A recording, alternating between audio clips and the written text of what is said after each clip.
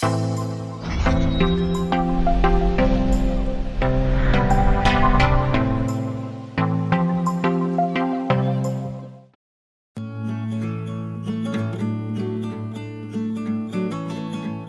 we often think of our bodies and minds as two distinct entities, it turns out they are much more entwined than we might assume.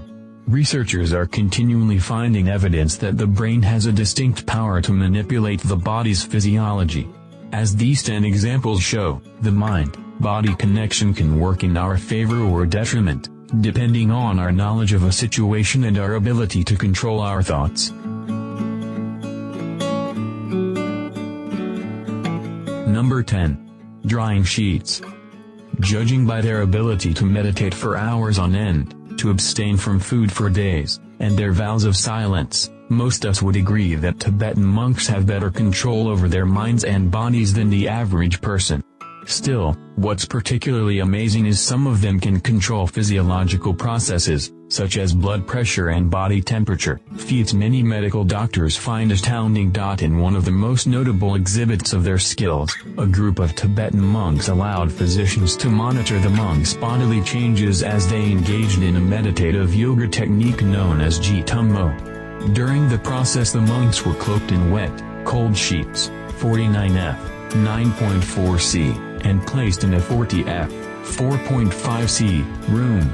In such conditions, the average person would likely experience uncontrollable shivering and would shortly suffer hypothermia.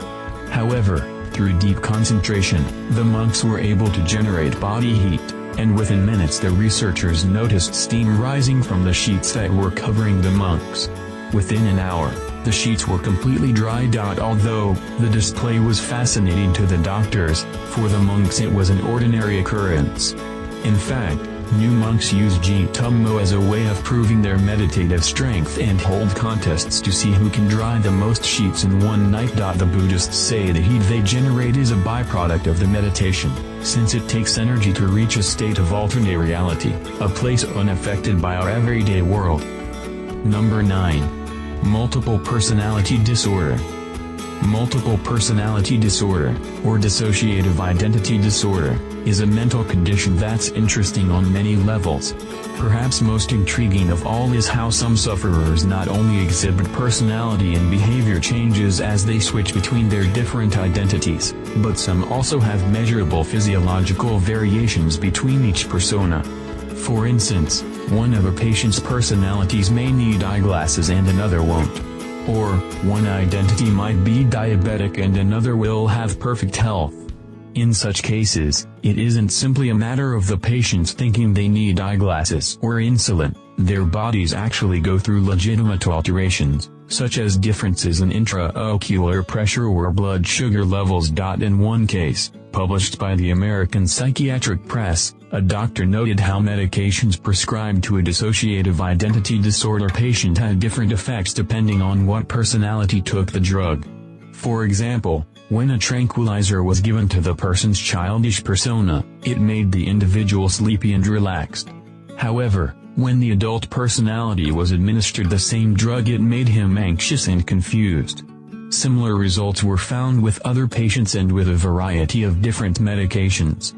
Doctors even noticed visibly apparent traits, like lazy eye, would come and go depending on which personality was present. This phenomenon is especially fascinating since no one, including the patients, is claiming mysticism is at work.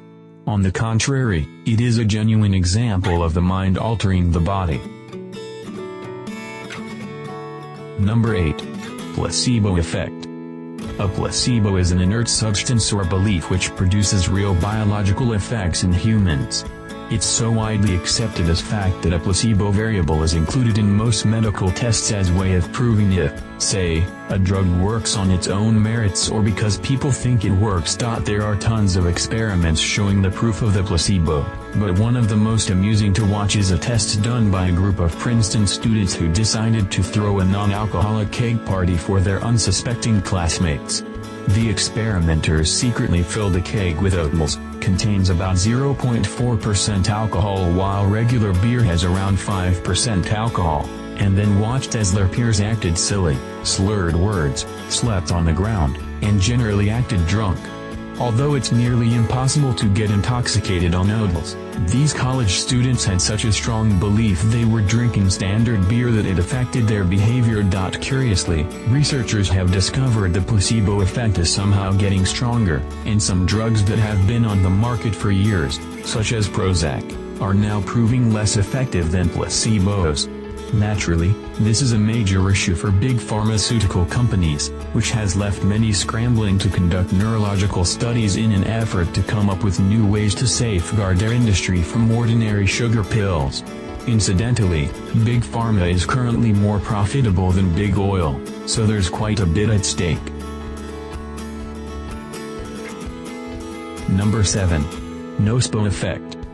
While placebos are generally associated with positive outcomes, like curing an illness or getting drunk on noodles and having fun, if you consider that positive, the nocebo effect produces negative results, such as a cancer patient vomiting before chemotherapy starts or someone breaking out in a rash because they thought they touched poison ivy, even though it was merely an ordinary plant. One of the most talked about examples of the nocebo phenomenon was an incident published in New Scientist. According to the account, late one night in Alabama, a man, referred to as Vance, went to a cemetery and met up with a witch doctor who told Vance that he was going to die soon. Believing the witch doctor's prediction, Vance soon fell ill and within a matter of weeks was emaciated and close to death. Vance was taken to the hospital, but the medical doctors could find nothing wrong with him. Finally, Vance's wife told the physician, Dr. Doherty, about the encounter with the witch doctor, which gave the creative physician an idea. The next day, Dr. Doherty told the couple he had tracked down the witch doctor and physically threatened him until the medicine man finally admitted he had put a lizard inside Vance that was eating him from the inside. Of course, the doctor's story was completely fabricated, yet he made a big show of injecting the patient with a mysterious substance and snuck in a genuine, green lizard that he pretended to extract from Vance. The next day, Vance awoke alert, hungry, and it didn't take long before he fully recovered. Apparently, that story was corroborated by 4 other medical professionals, and is often cited when explaining why voodoo sometimes works. That is not because of magic, but because of the nocebo effect. Number 6. Dreams cause real injuries. There are a lot of stories floating around out there about people who experienced an injury in their dreams and then found real, physical evidence of the wound on their bodies once they awoke. For instance, some people have claimed to have been caught in a fire in their dreams and then woke up to find burn marks on their skin. Other common stories involve people being attacked during their dreams and then waking up to find scratch marks somewhere on their bodies. However, most of these stories are found in chat rooms or message boards, so it's hard to corroborate if they are true. But there is one well-documented case, reported by famed psychiatrist Ian Stevenson, about an Indian man named Dream-induced who, during a battle with typhoid fever, had an extremely vivid dream about being held captive in another realm. To keep him from escaping, his dream captors cut his legs off at the knee. Unfortunately, his legs were already severed by the time the captors realized they had the wrong man and didn't need to keep Jatav after all.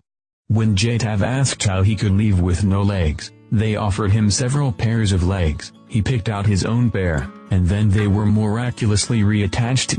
While Jatav was having the dream, his body became very cold and at one point his family thought he was dead, yet he revived a few days later.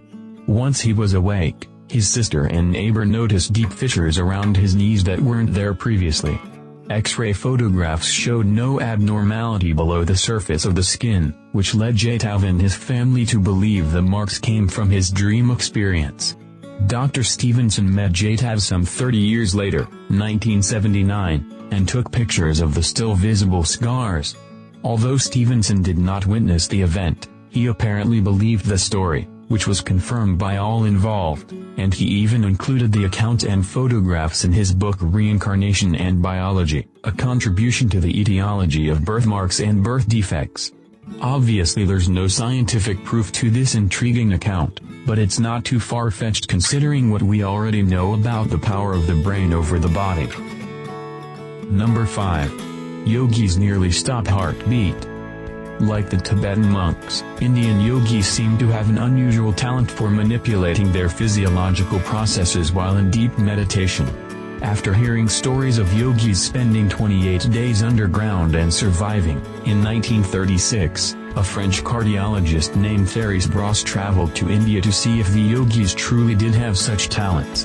In her experiments, the yogis reportedly slowed their heart down so slow that it was only detectable via an EKG machine. In the 1950s, Brosse's study was expanded by another group of researchers who traveled through India with an 8-channel electroencephalograph and various other instruments, which they used to monitor the yogis' brain activity, respirations, skin temperature, blood volume changes, and skin conductance.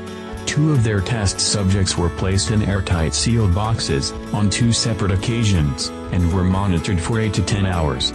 During that time the yogis showed biological characteristics similar to sleep and were able to slow down their heart rate and respiration to low enough levels that oxygen and carbon dioxide quantities inside the box remained virtually in the same proportions as found in air at sea level.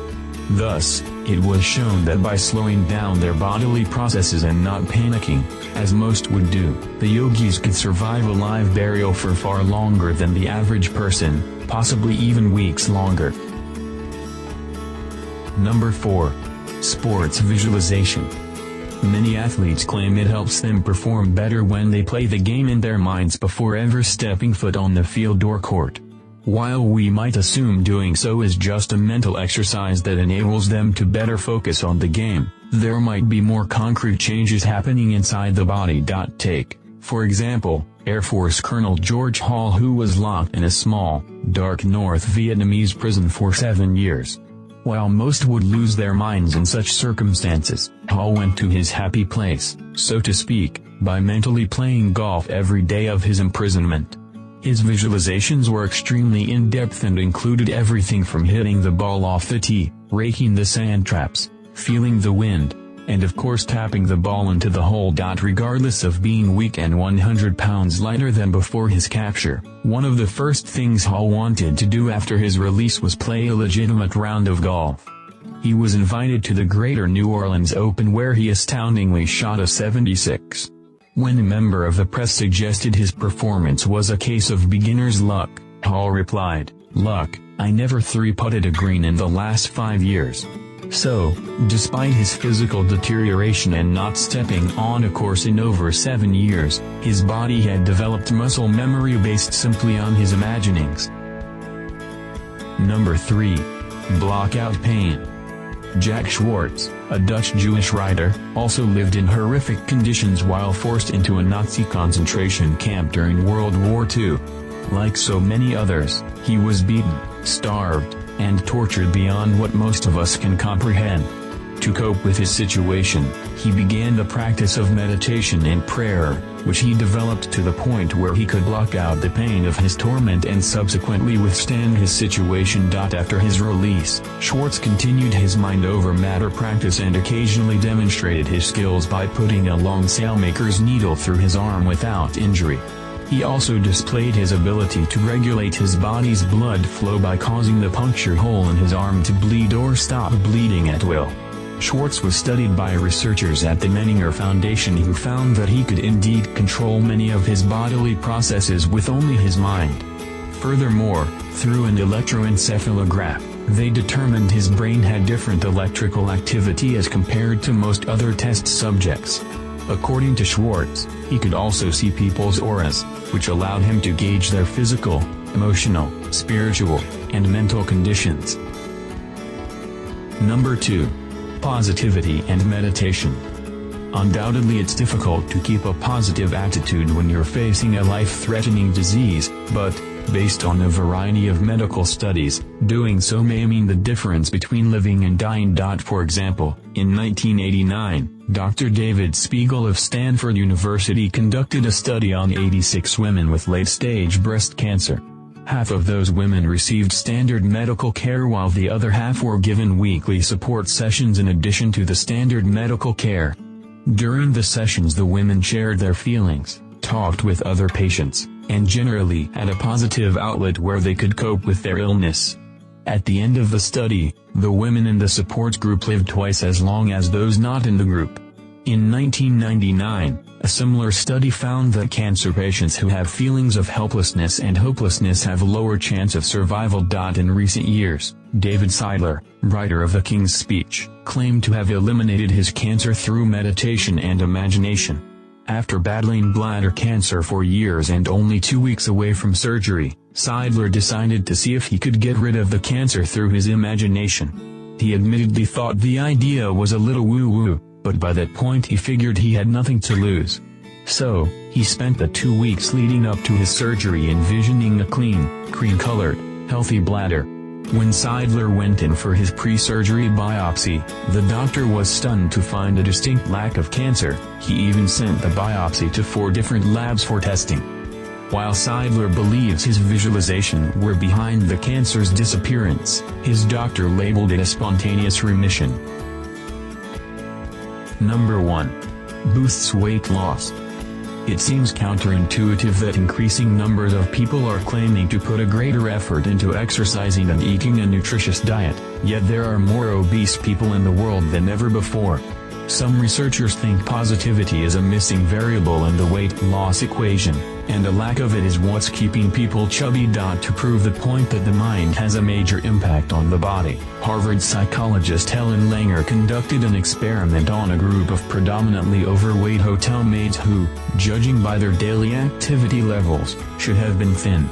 Despite essentially exercising all day long through their work, Langer discovered through a survey that 67% of the maids felt they didn't do any type of exercise. Langer predicted the maids' perceptions were hampering their weight loss, so she took half the maids aside and, in addition to taking their physical measurements, explained that through their cleaning work they were exceeding the Surgeon General's definition of an active lifestyle. The other half of the maids were given no information. A month later, Langer's team returned to the hotel and re-evaluated the maids. They found an overall decrease in systolic blood pressure, weight, and waist-to-hip ratio in the educated group. The other group had no significant physical changes. While some suspect the mere discussion of exercise somehow altered the women's behavior, Langer said there was no indication any of the maids modified their routines, and she feels the results were due simply to a change in mindset.